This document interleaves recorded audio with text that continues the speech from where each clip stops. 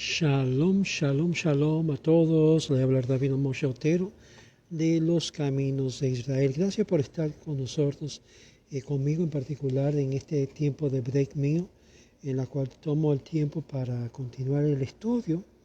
Y estamos ahora en el versículo 8 del capítulo 18 del libro de Josué. Y queremos continuar en esta serie porque hay muchas cosas que podemos aprender de la historia del pueblo de Israel cuando conquistaron el territorio de Canaán. Mucha gente piensa que el pueblo de Israel es un pueblo indígena y aquí nos muestra totalmente lo opuesto.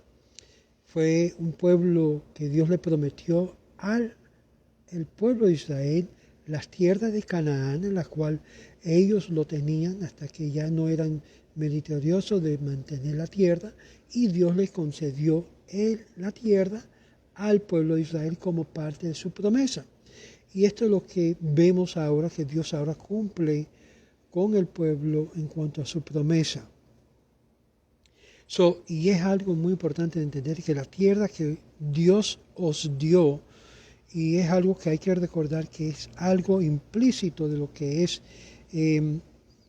la conquista y también la obligación de tomar posesión de la misma. Cuando Dios te da algo, no solamente dice, ay, qué bueno que Dios me dio algo, sino manejar y tomar posesión del mismo. Estaba muy desanimado el pueblo con la lentitud del proceso y la poca intensidad de las campañas, y esto fueron palabras de estímulo para quienes estaban satisfechos porque ya estaban instalados en su propio territorio, y quizás para aquellos que esperaban poder cambiar su tierra por otra mejor o infiltrarse en alguna por conquistar. Y estas fueron las palabras de amonestación y de reproche que hemos llegado hasta aquí con el verso 18. Y aquellos hombres, nos dice el versículo, pues se levantaron y partieron, y Josué mandó a los que iban a delinear la tierra, diciendo, id y recorred la tierra y delinearla, y volver a mí, para que aquí mismo yo os eche la suerte delante del Señor en Shilo. Y los hombres pues partieron y recorrieron la tierra y delinearon en un libro con arreglos a las ciudades en 7 partes, y volvieron a Josué al campamento de Shilo. Y entonces Josué le echó suerte en Shilo, y delante del Señor allí Josué dividió las tierras a los hijos de Israel conforme a sus divisiones. Y sacóse primero la suerte de las tribus de los hijos de Benjamín por su familia, y salió en el territorio de su suerte entre los hijos de Yehudá y de Yosef, y por el otro lado del norte su línea parte desde Jordán, pues subía la línea por el costado septentrional de Jericó, y luego sube por la montaña hacia el oeste, y llega en sus extremos en el desierto de Bet-Aven. Y ahí la línea pasa a Luz, por el costado meridional de Luz, que es Bet-El, que significa la casa de Dios, y luego desciende a la línea de Atrot Adar, situado sobre el monte que está al sur de Bet Jorán. Cuando usted ve que una de las ciudades se llama Bet, significa casa, de abajo, y trazarse la línea de ahí, dando una vuelta hacia el oeste, al sur del monte que está delante de Bet Jorón, por la parte sur, y llegaron a sus extremos a Kiriat Baal, la cual es también llamado Kiriat Yarim, y la ciudad de los hijos de Judá. Este era el costado occidental, y el costado meridional comienza desde el extremo de Kiriat Yarim y partiendo la línea hacia el oeste, y sigue la fuente de las aguas de Neftoa. Y aquí vamos a pautar, porque hay muchos que comentar, incluyendo los 3 hombres por tribu. José pidió que escogieran 3 hombres de cada una de las tribus restantes con el objeto de supervisar la tierra aún no conquistada. Seguidamente le dividirán en 7 porciones, delineados sus fronteras por escrito. Ahí sí ponerlo, demarcarlo de una forma palpable. Yehudá permanecerá en sus límites al sur, y Efraín y la media tribu de Menashe quedaron en el norte para la parte asignada. Cumplida la misión, tráigame el informe y haré el sorteo delante del Eterno, delante de la carpa de la reunión. Que en Helek le Leviim Bekirvim, es decir, solo 7 tribus restantes, y ellos porque los levitas no recibieron parte de la tierra de la otra forma, habrán habido 8 tribus. Verso 8 al 10, y Vayashalech Lahem Yeshua, las tribus hicieron de inmediato lo que les ordenó Josué, y cada uno eligió 3 representantes, las cuales se presentaron ante Josué, quienes los aconsejó, les repitió ante ellos las instrucciones de las que les había dado, y a los líderes de la tribu. ¿Por qué 3 representantes? Sabemos que según la Torá, el número 3 representa lo que es un grupo judicial, es decir, era un tribunal judicial de cada representante de cada tribu, que iban a adjudicar lo que eran las porciones que fueron recibidas de parte de Dios por medio de Josué para su tribu, por su familia. Y es por esa razón que el texto menciona esto 2 veces. Goral Mate Binyamin, después de los representantes hicieron, él abuló la tierra y de forma que las 7 porciones fuesen del mismo valor que presentaron ante Josué, quienes después de comprobar la exactitud del informe y ver el sorteo que se hizo, no en razón del número de las personas que tenían las tribus, sino teniendo en cuenta la fertilidad o la esterilidad de la misma. Ellos aplicaron la regla de 3 indirectas, a más o menos, menos más. O sea, cuando más fértil era el terreno, la porción era menos. Cuanto menos fértil, la porción era mayor.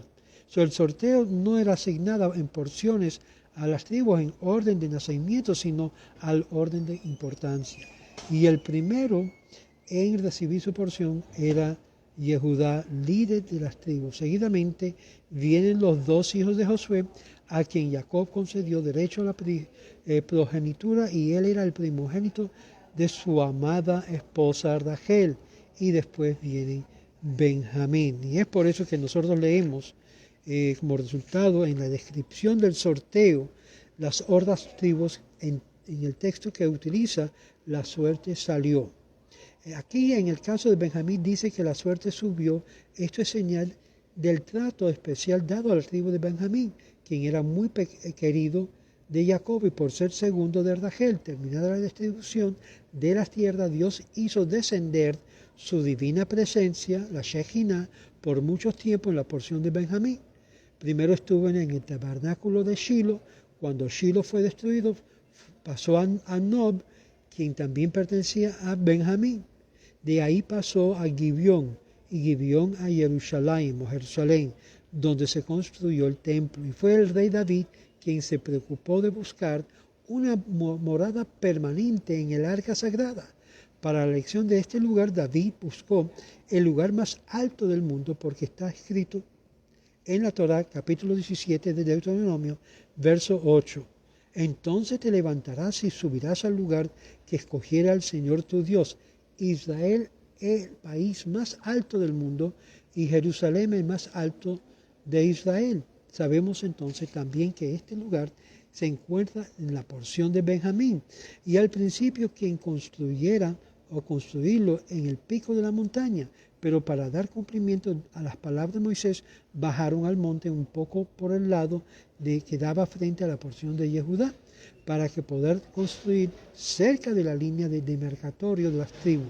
Tradicionalmente se sabía que el Sanhedrin debía estar única y exclusivamente cerca del templo, puesto que es la casa de jurisprudente, tenía que estar cerca o estar en la porción de Yehudá, que es en sí el que rige o que da las leyes conforme a lo que Dios mandó. Y estaba claro que este es el lugar, el mejor lugar. La expresión la suerte subía o subió la utiliza también el texto para describir la porción de Zebulún. Y es para destacar el gran mérito que cupo la tribu de Zebulún a suministrar ayuda económica a la hermana tribu Isahar, para que pudieran dedicar su tiempo al estudio de la Torá. Y ahí leemos estos últimos versículos de este capítulo, 18, que dice claramente después que luego desciende a la línea al extremo del monte que está enfrente del valle de Ben Hinnom, que cae al norte en el valle de Refaim. Enseguida baja al valle de Hinnom al costado de meridional, y los Jebusitas y el descendiente de En Rogel. Luego se traza hacia el norte y sigue En Shemesh. Luego sigue Glilot, y que está enfrente a la subida de Adumim. Y desciende a la piedra de Bohan, hijo de Rubén, y pasa adelante por el costado septentrional al frente de Arabá, y luego baja a la Arabá y pasa adelante de la línea al costado septentrional de Bet Hogla, y llega al extremo de la línea de la lengua septentrional al mar Salado, el extremo meridional al Jordán, que también era el término del sur.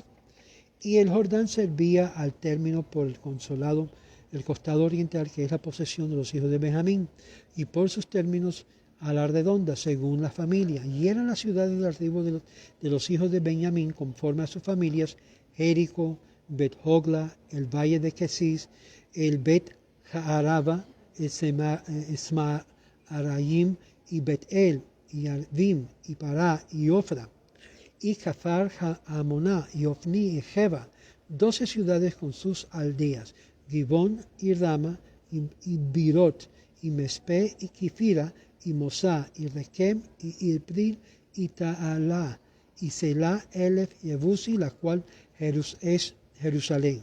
Interesante. Givat y Kiyat, y 14 ciudades con sus aldeas, y esta es la herencia de los hijos de Benjamín, incluyendo Jerusalén, y por sus familias. Y aquí terminamos lo que es el capítulo 18, Bezrat Hashem, y vamos a continuar, Bezrat Hashem, con el capítulo 19. Shalom, shalom, y por favor no se olviden de los caminos de Israel. Estamos en una se puede decir, una presión grandísima para poder lograr este mes lo que se falta en lo que es recaudación para cumplir con el presupuesto de este mes, que son $1,500. Si puedes ayudarnos, se lo agradezco muchísimo, que Dios te bendiga, que te dé como premios de su salud, su riqueza y su buena parnasá en este momento cuando usted que done a los caminos de Israel. Lo puede hacer aquí abajo, aquí mismo, yendo a lo que es al sitio de PayPal o yendo al sitio de Zelle y donar directamente. Y se lo agradezco con muchas bendiciones de mi parte y de parte de todo Calal Israel, y de parte también de los miembros y administradores de los caminos de Israel. Shalom.